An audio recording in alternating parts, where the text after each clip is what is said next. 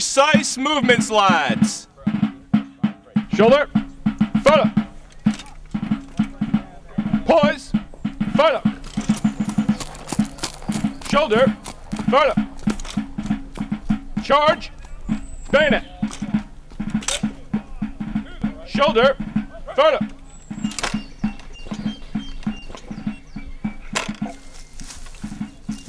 The Army looks to be in good order, and the Army is spoiling for another go with the Redcoats. Charge, bayonet. In the early years, the men resembled a rabble, a flock of scared sheep.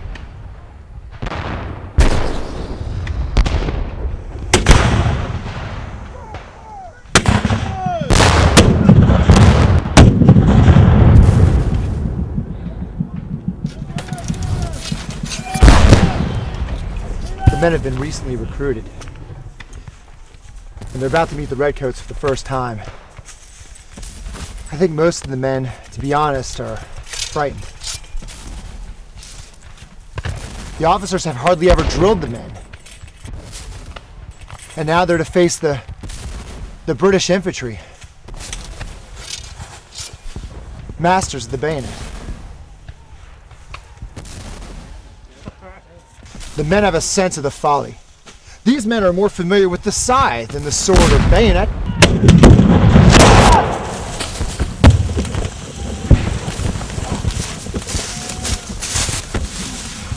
And these men lack the professionalism of the British soldiers. Coming low! Down with those!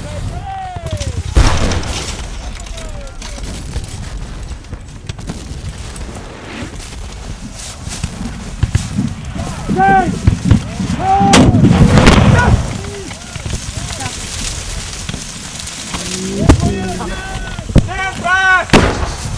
Victor! Bayonet! Come on, bayonet! Big ready!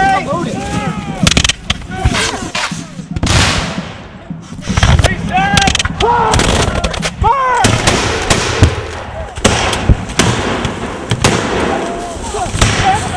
Stand back, General! Stand back! Stand back, General! They're coming! There was no discipline in these men, but that day was coming.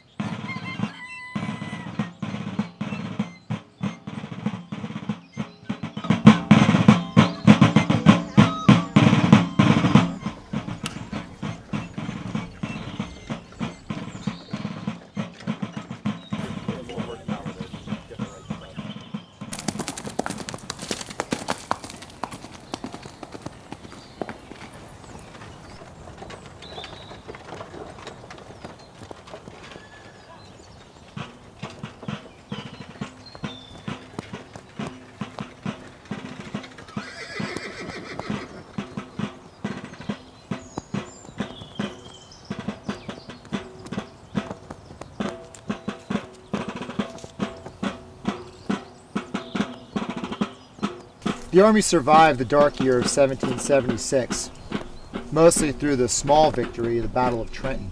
Throughout 1777, the Army became seasoned fighters, battles of Brandywine and Germantown, slugging it out with the British regulars. Then went to Valley Forge that winter into 1778.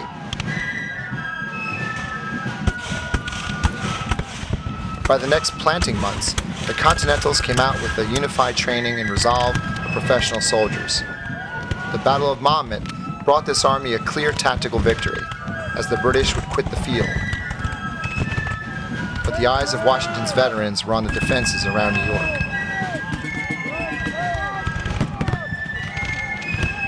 They were not strong enough to attack that city, but trained and further trained waited for the moment.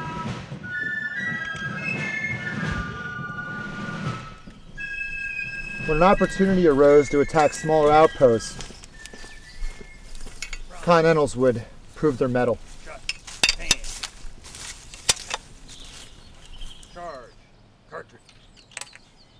Withdraw. Rammer. Ram down. Cartridge.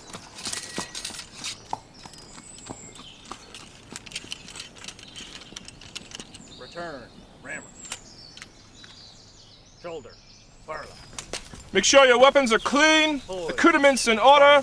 Drilling to be done by squads, the Prussian exercise. Firelock. Take aim. Fire. In 1778, Baron von Steuben was appointed the new Inspector General of the Continental Army. Now, von Steuben came to the Army with the idea that the Prussian exercises was the best form of being a soldier. Now, he understood that Americans were not professional European soldiers. So Baron von Steuben had to take a gentle approach teaching the men and teach the officers to be more patient and understanding to how these soldiers from America would learn and become professional soldiers in the European sense. It sounds complicated, but the von Steuben system actually worked.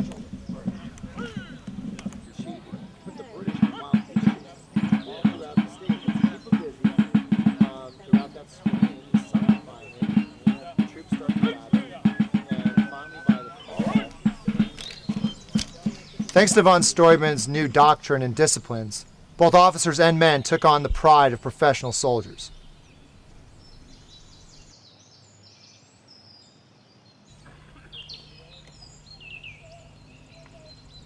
Section! To the front! The officers and non-commissioned officers of each regiment are to be perfectly acquainted with the manual exercises, marchings, and firings that they have been able to instruct their soldiers when necessary. They must also be acquainted with the dress, discipline, and police of the troops, and with everything that relates to the service. It being on the non-commissioned officers that the discipline and order of a company in a great measure depend, they cannot be too circumspect in their behavior towards the men, by treating them with mildness, and at the same time obliging everyone to do his duty. The sergeant was the backbone of the army, for it was under his charge that the duties and responsibilities of being a soldier were carried out. It was through the sergeants that von Steuben's discipline was learned. In teaching the recruits, they must exercise all their patience, by no means abusing them, but treating them with mildness, and not expect too much precision in the first lessons, punishing those only who are willfully negligent.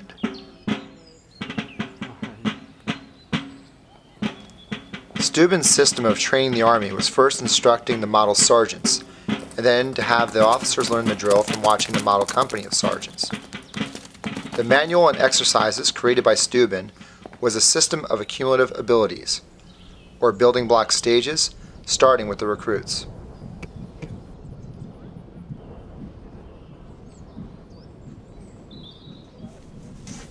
First section. This is the musket and the bayonet. By 1779, the Continental Soldier was armed with the French Charleville musket and bayonet.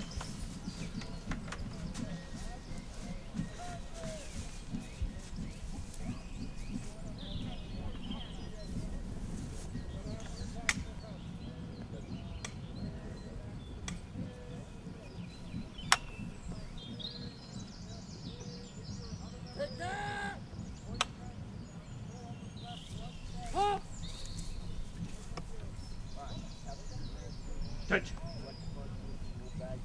Order. Firelocks. Shoulder. Firelocks.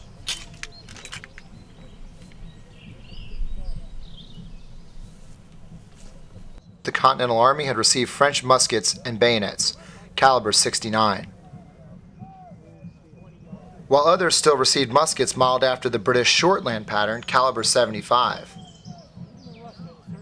Both weapons would require a skilled foot soldier to stand or maneuver in compact formations to deliver concentrated volleys of musket balls, or a concentrated bayonet attack. The soldier was to be able to load and be ready to fire in 15 to 20 seconds, or 3 to 4 shots per minute. The standard firing doctrine was by volleys, and officers would know that victory would depend on the rate of fire at close range for 1 to 2 minutes against the veteran redcoats. Attention. To the right. Face.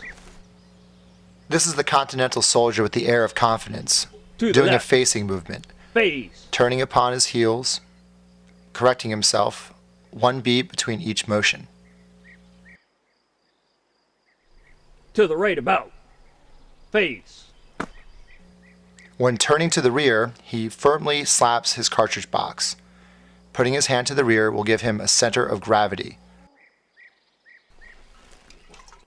So when he turns about, he will again spin upon his heels and correct his other foot.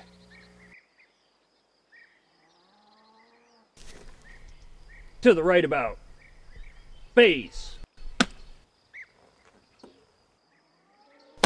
On every facing, the last movement is the fixing of the foot.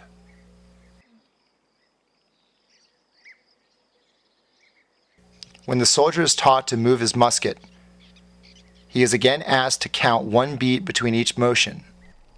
Poise. Firelock.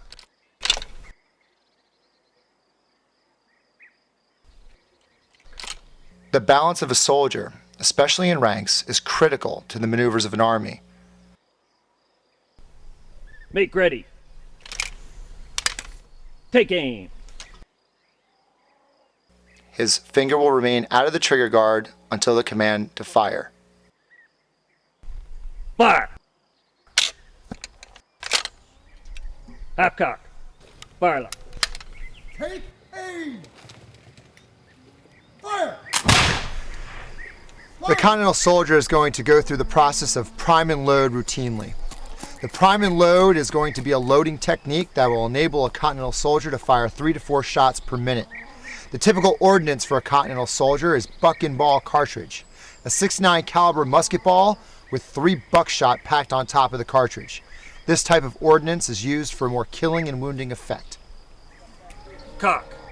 Firelock. Take aim. Fire. Make Cock. Firelock. Take aim. Fire. Half cock. Firelock. Hey, hey! Go ahead and brace right. Your forearm right on the elbow of the soldier before you. Fire! Nicely done. Take aim. Very nice volley. They should all be like that. Fire! Nicely done, first section. Hey! Hey! Fire! Prime and load!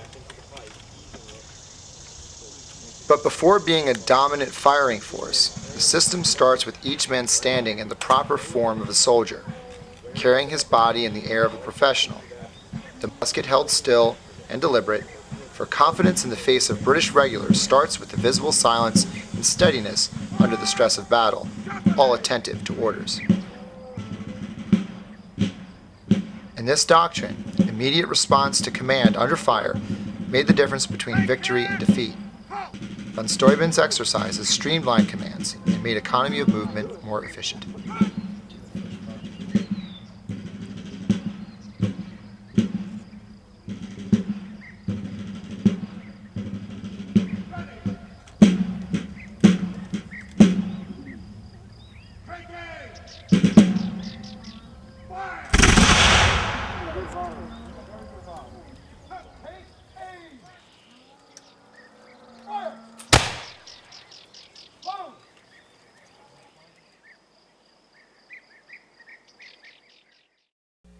With instructing the recruits on how to fire their weapons, wooden drill flints and wooden charges are used. Prime. Shut. Pan. Charge. Cartridge. Withdraw. Rammer. Ram down. Cartridge. In the manual exercise, the movements of the muskets have to be done in very close proximity to the body when one considers the tightness of the ranks, whether in drill or in battle. Firelock. Cock. Firelock. Take aim. Fire. Shoulder. Firelock. As in all cases with von Steuben's manual, Order. uniformity of movements and timing is to demonstrate professionalism. Shoulder. So the soldiers are taught one beat for every motion. Advance. On. Shoulder. Firelock. Present. On. Shoulder. Firelock. Charge. Bayonet. Shoulder. Firelock. Order. Firelock. Rest.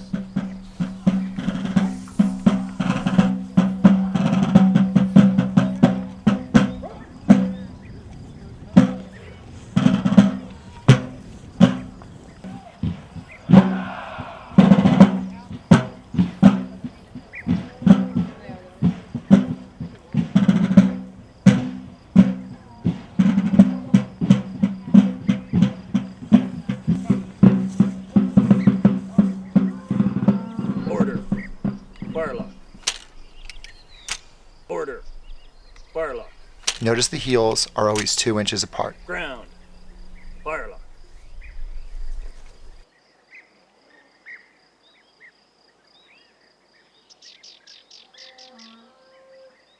Take up.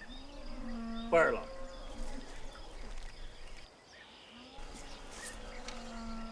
Shoulder. Firelock. Order. Firelock. Order. Firelock.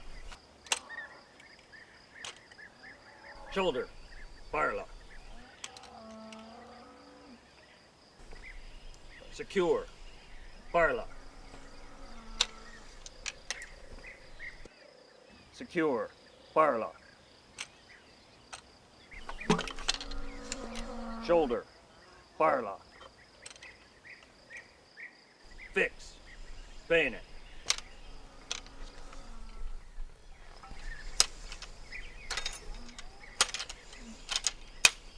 With the manual exercise, the musket is to never touch the ground on the loading process or the fixing or unfixing of bayonets.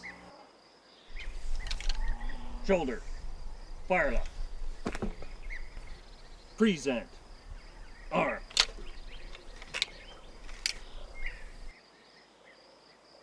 In the position of present arms, the right foot is brought back a hand's breadth, roughly 4 to 5 inches, behind the left. The musket is brought down to the front and center of the body. Notice the head and the eyes of the Continental, looking to the right. Shoulder. Firelock. Charge. Bayonet.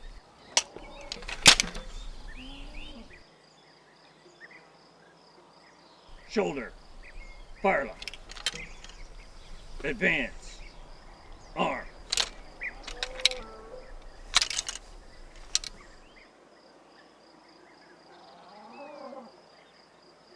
Shoulder. Firelock.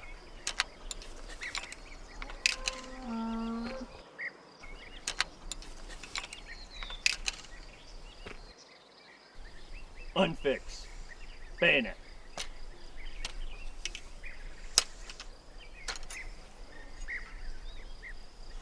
Shoulder.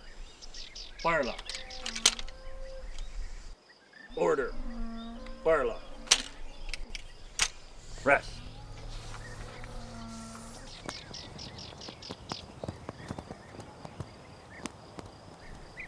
In the new Continental Army, each regiment was comprised of 8 to 10 companies, with one company designed as a light infantry company that would be oftentimes pulled out of the regiment and sent with other light infantry companies for special missions. But for the average regiment and its companies, these soldiers are going to be drilling approximately 8 hours a day. And in this company, you're going to be divided up into 2 platoons. Each one of these platoons is going to be commanded by an officer and its sergeants. And for 8 to 10 hours a day, These men are drilling. Each one of these movements, for every movement, for every exercise, for every manual of arms, for every position, everything is calculated to demonstrate on the battlefield in the face of British regulars that these men are experts, professionals at their craft of soldiering. And with that confidence, the Continental Army can go forward and fight the British regulars.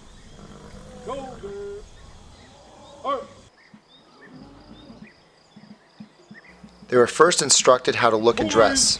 The officers, a captain, 2 lieutenants, and an ensign would model cleanliness and proper wear of the uniform. The NCOs, the first sergeant, the other sergeants, down to the corporals, carried the responsibility of making sure the enlisted men were following every discipline and regulation. The Baron system started with looking like a soldier. Be clean, neat, and proud of your position, despite often being naked and shoeless. They were next instructed on how to stand in the position of a soldier without a musket. Then with a musket, then they would be incorporated into a squad of other men and work on timing and fluency of handling the musket properly. Shoulder, firelock. Poise, firelock.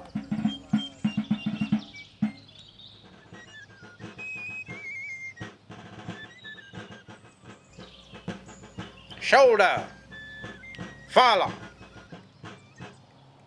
Present, firelock.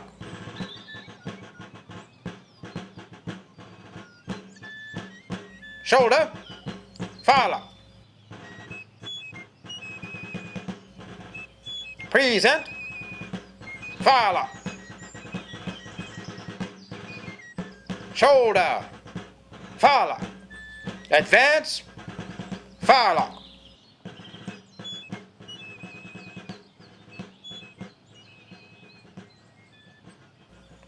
Shoulder, firelock.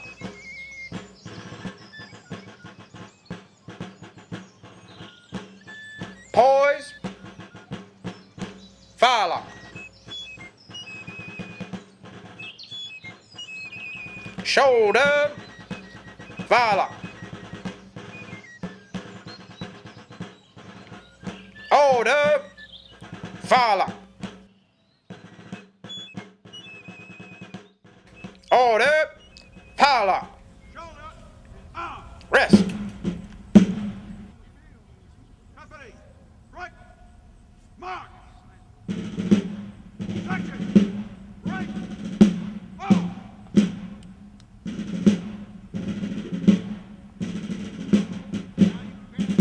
Good. Left about, wheel. The main army in 1779 is watching the British, who are penned up inside their forts circling New York. Most of the Continentals are either on outpost duty, fatigue duty, on raids, building forts, or constantly cleaning their clothing and gear. The other side of soldiering. Take care. Halt. Chuck.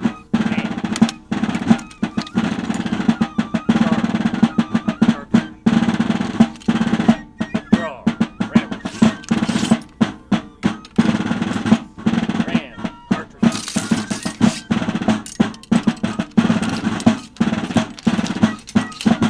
Turn. Ram. Fire. Charge. Band. Fire.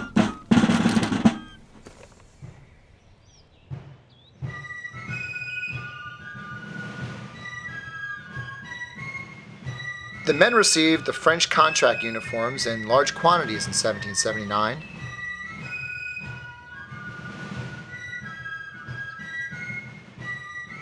Many others wore a linen Continental Army hunting shirt. Both were valued as it was better than being naked. Often wools, Osnaburg, or linen breeches or overalls were issued, plus a shirt, shoes, stocking, neck stock, and a military cocked hat or cap. The men were instructed in the Prussian system why and how to care for their uniform. Their very health depended on it.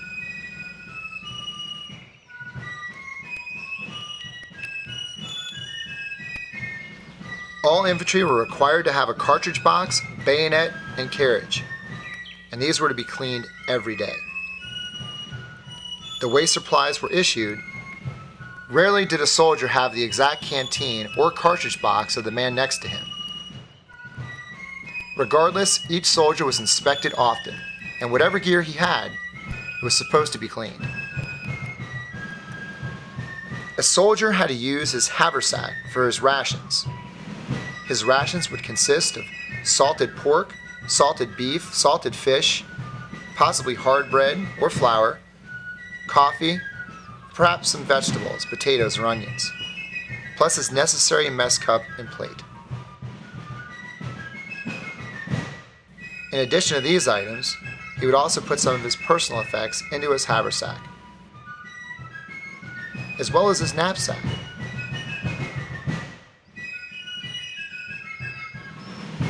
In his knapsack went his extra shirt and stockings, plus his woolen blanket. In addition to these items, he would also have to carry black ball. Black ball was the blackened cleaning device, which he would use to clean his shoes and his leather accoutrements. Every soldier had to use his canteen for every situation: battle, building forts, cleaning his face, and each soldier valued this important vessel.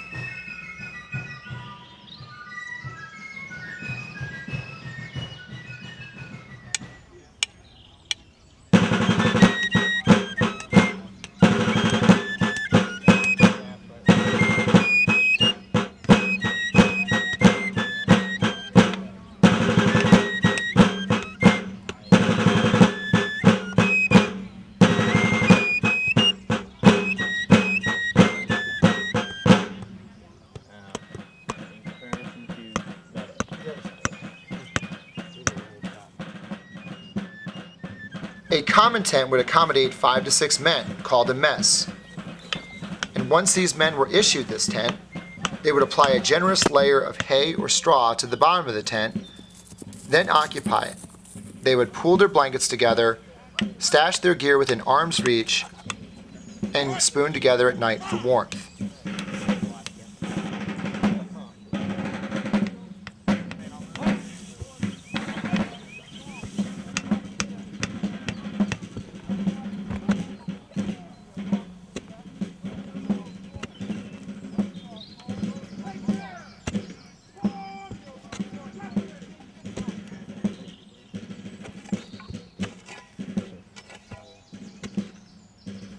When in camp for a few days, the tents were expected to have drainage ditches dug alongside their sides to keep the rain from pooling underneath their bedding.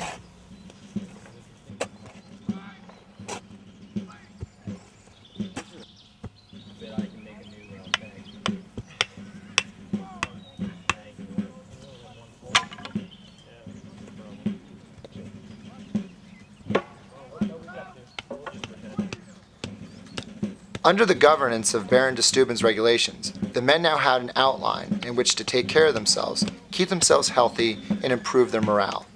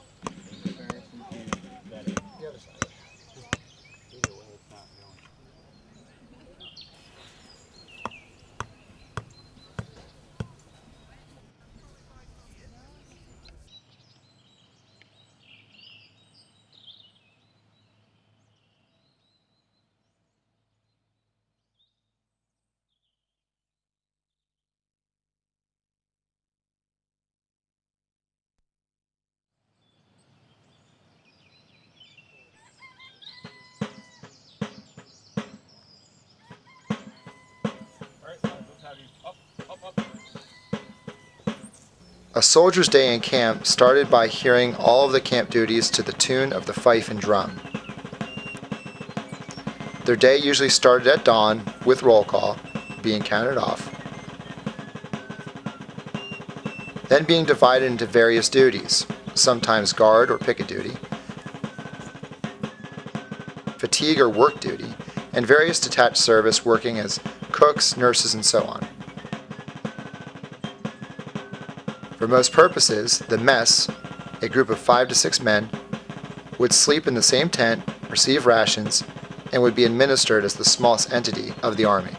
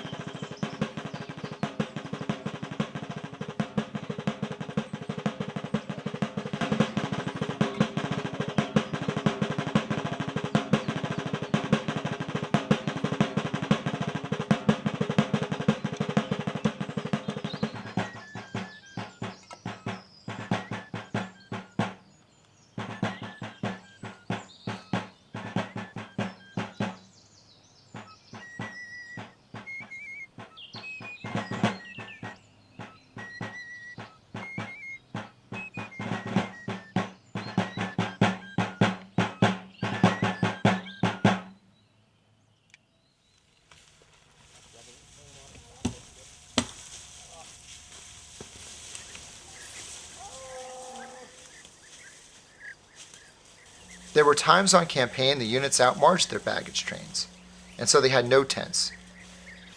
So with the rain or snow beating down upon them, men could put up primitive shelters rather quickly.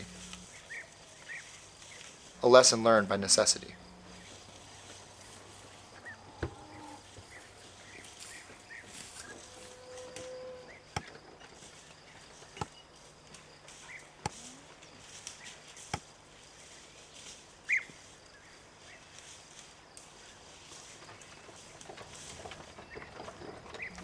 On these long marches and without an ounce of care to rain or fatigue, the officers and men simply rolled up in their blankets, lay down upon Mother Earth, and rested until the reveille.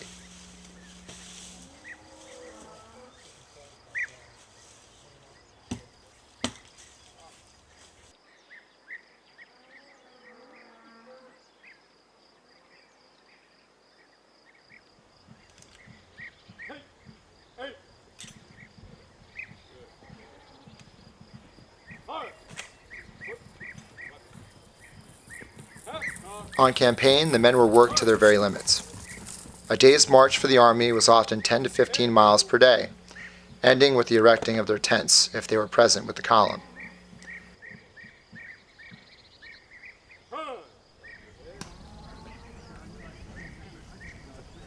It was quite common to march as much as 20 miles a day, receive rations, cook rations, then after getting a few hours sleep, to be called upon for all-night picket duty, watching the threat of an enemy raid.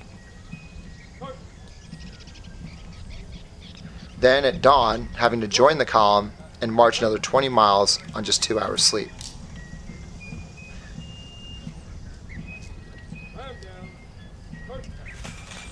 At times, especially with new regiments to the Army, smallpox inoculations would be given, and that unit would remain isolated from the Army.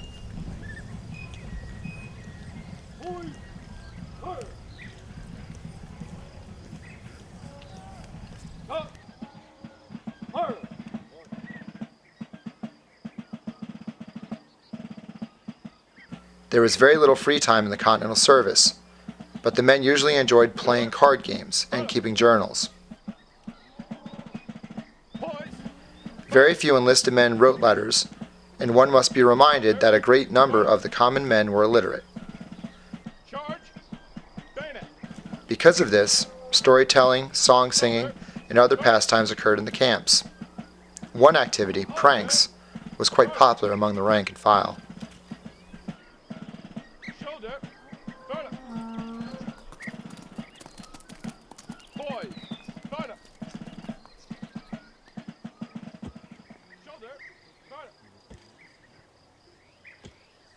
The men were required to dig their bathroom trench, a latrine, on the opposite end of camp away from the kitchen areas, and maintain a high sense of hygiene.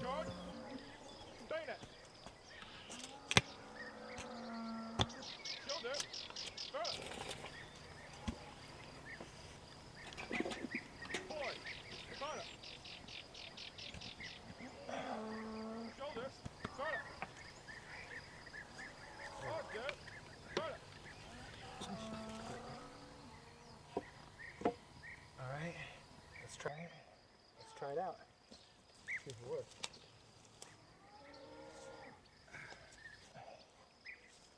Yeah.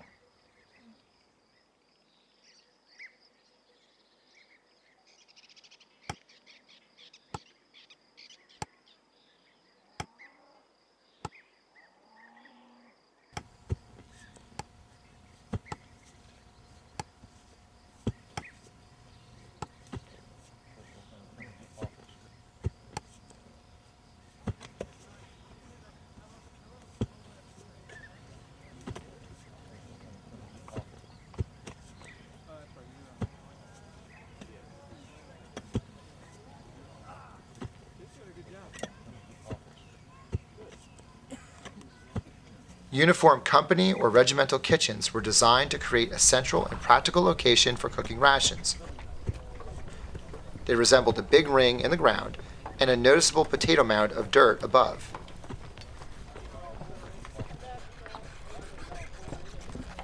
Rations were in part food, beer or whiskey, soap, and candles.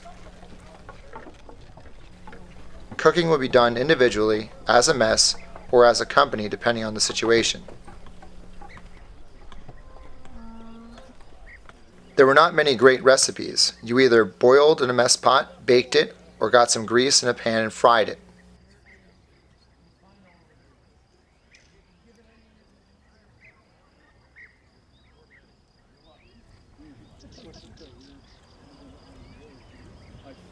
There was a constant and nagging issue with supply. There were times when the men would go so hungry that they would catch an animal or a fish and just eat it raw.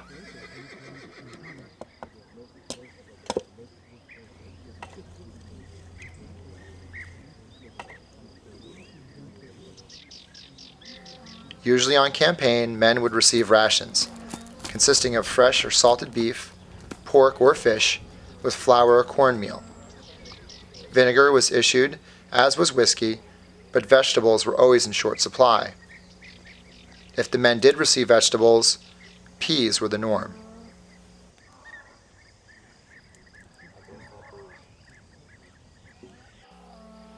There would be whole days the men would go without meat, sometimes for weeks at a time eating just breads. The men would cook on hot rocks next to the fire, mess pots or kettles if they had them.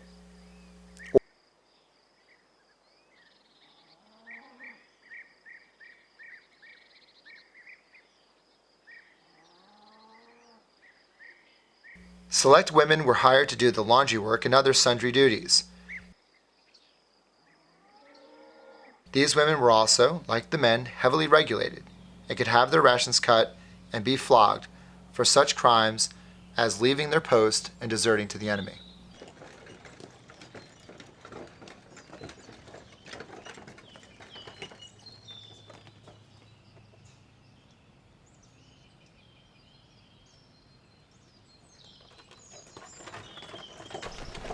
This shirt is awash with grime. Could I have it properly and thoroughly cleaned? Put it over there. I have to put it into our account book. Soldier, have you got any soap for us? Well, I haven't here, but one of my messmates has. We'll go get it, as we have none. And after we're through with that batch, I'll cook the rations.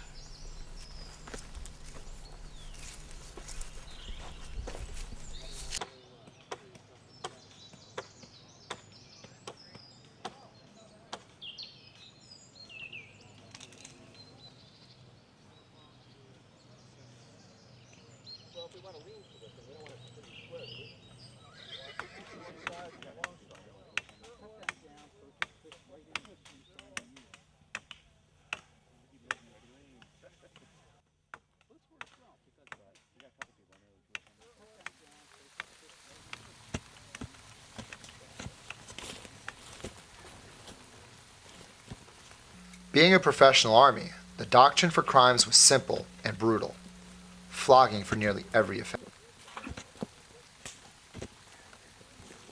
Every action of the Continental Soldier was to be regulated and scrutinized. Some soldiers had to learn the hard way. All soldiers have been employed by the engineers to erect defenses along all fronts, but especially the chain of forts along the North or Hudson River. Continentals learned how to make fascines, gabines, revetments, redoubts, and the like.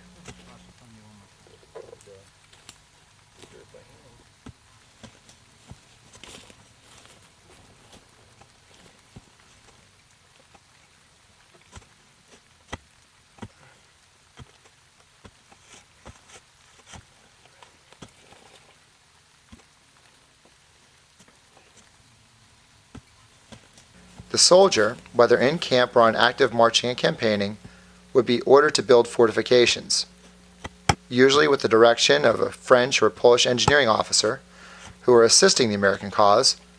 By 1779, a new Continental unit, the Corps of Sappers and Miners, was created to help teach the rest of the Army this art and science.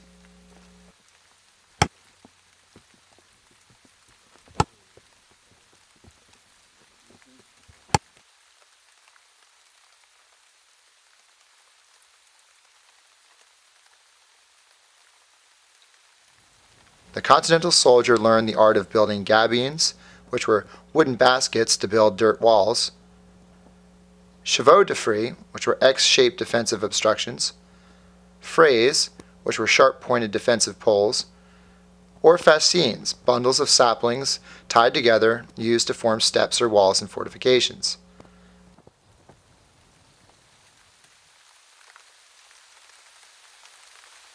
Continentals took turns on regular sentry, picket, or outpost duty. These men were the ones who provided absolute security to all the camps. A system is taught to all the men on how to handle threats to the Army's perimeter.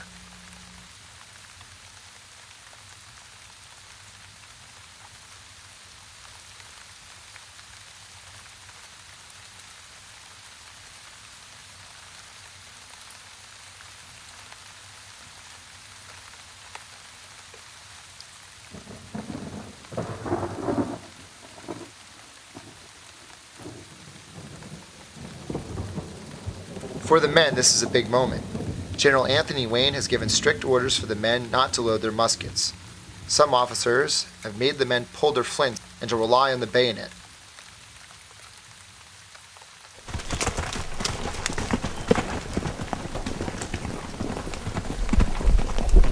Hold! Make way! Hold! Hold! Make way! Hold! Corporal of the Guard! I have papers for General Wayne! Let me see those papers.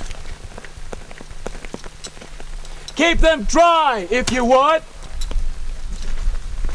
Corporal?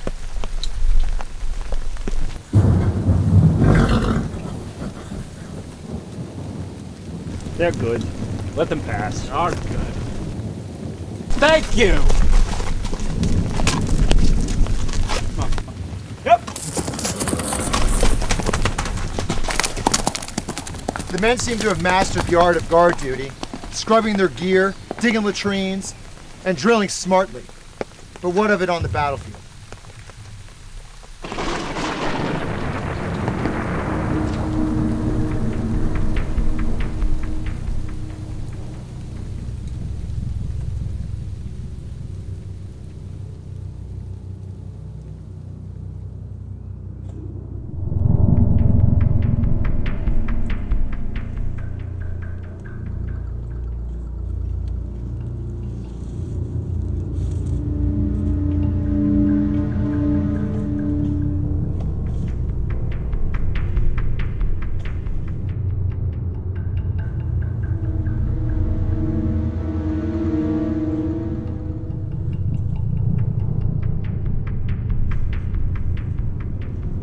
Halt! Who comes there? Who comes there?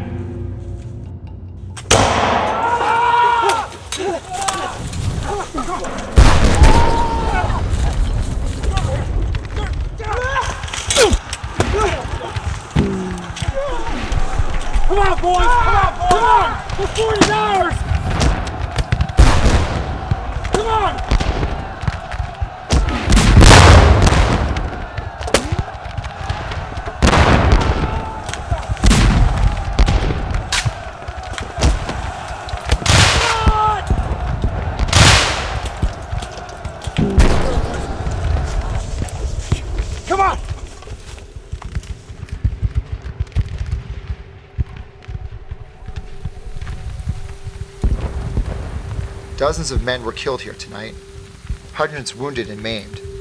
The bayonet was used to overwhelm the post. The blood runs in rivulets and pools in the dirt and rocks. 4 years of killing have gone by, but more years of killing until the ending. It'll be more bloody fields, wrecked bodies, and shattered lives. But as Thomas Paine once wrote to the men, tyranny, like hell, is not easily conquered. These Continentals have here on this field proven that they may not just equal the British on the field, but now overtake them in perfected discipline and resolve. The Prussian exercises gave these men the skills, and Baron von Steuben and the leaders gave the Continentals the belief that they, and not the British, are the best soldiers in the world. This spirit in the land would carry this army forward, through the hardships, and forge a nation.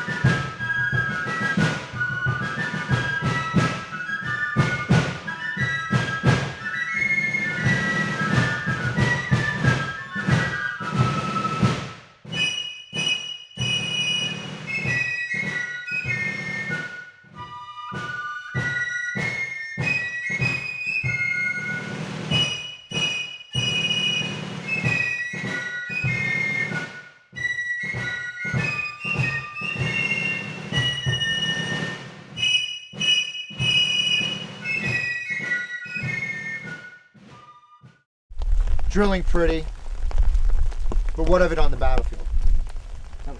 I know, I missed the one. again. What was the one? It was the one, Do it again. guard duty, digging latrine. The men seem to have mastered the art of guard duty. Drilling smartly, And again. Reset. and drilling smartly on the drill field. Again, that was sorry. And whenever you're ready, action. The men seem to have mastered the art of guard duty. Digging trenches gear. Get again. Again. Start over. Action.